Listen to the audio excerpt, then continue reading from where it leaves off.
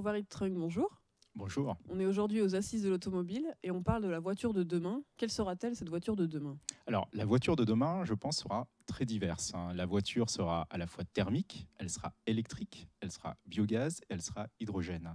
Je pense qu'aujourd'hui, se dire que demain, le monde sera tout électrique est peut-être un petit peu faux. Demain, le monde sera divers sur un mix énergétique qui ira aussi bien des carburants traditionnels, en passant par l'électricité. Il y aura une pièce pour le biogaz et il y aura une place pour l'hydrogène. Tout ça dépendra à la fois des usages et des contraintes de production de ces différentes énergies dans les territoires. Et quelles sont les contraintes qui pèsent sur l'électrique, justement? Alors, pour l'électrique, aujourd'hui, je pense que vos auditeurs en fait le savent. C'est une question en fait d'autonomie, une question de coût des véhicules, une question de disponibilité de la recharge. Je pense que aujourd'hui nous avons rassemblé tout un panel en fait de professionnels pour travailler sur ces différents aspects. Les constructeurs automobiles sont là, ils travaillent fortement en fait pour pouvoir rendre les véhicules électriques abordables. Nous-mêmes en tant qu'énergéticiens, nous travaillons pour mettre à disposition les bornes de recharge.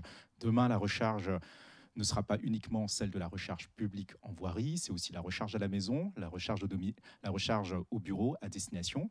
Et quelque part, on change totalement de paradigme. C'est-à-dire qu'aujourd'hui, lorsque vous avez besoin en fait, de faire le plein, vulgairement, comme on dit en fait, de s'avitailler, il faut aller à la station-service. Demain, l'énergie sera disponible partout. Lorsque vous produirez votre propre électricité, lorsqu'elle sera disponible à la maison, vous aurez juste à rentrer et ensuite à vous brancher. Et quelles sont les étapes à venir sur ce développement-là? Alors, aujourd'hui, il s'agit en fait d'équiper aussi bien à la maison qu'à la destination. Aujourd'hui, on travaille avec tous les différents constructeurs automobiles pour pouvoir expliquer le sujet en fait de l'équipement électrique. Donc, c'est un sujet qui est difficile à aborder pour un usager en tant que tel, et il faut énormément en fait l'accompagner, l'expliquer, le rassurer. Il a souvent en fait des questions sur quel type de puissance je dois disposer à la maison. Est-ce que, en arrivant au bureau, je peux disposer aussi d'une borne de recharge? Et si jamais je dois m'arrêter en voirie, où est-ce que je peux me recharger?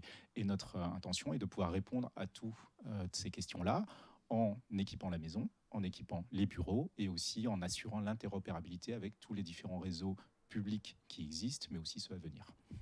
Merci beaucoup.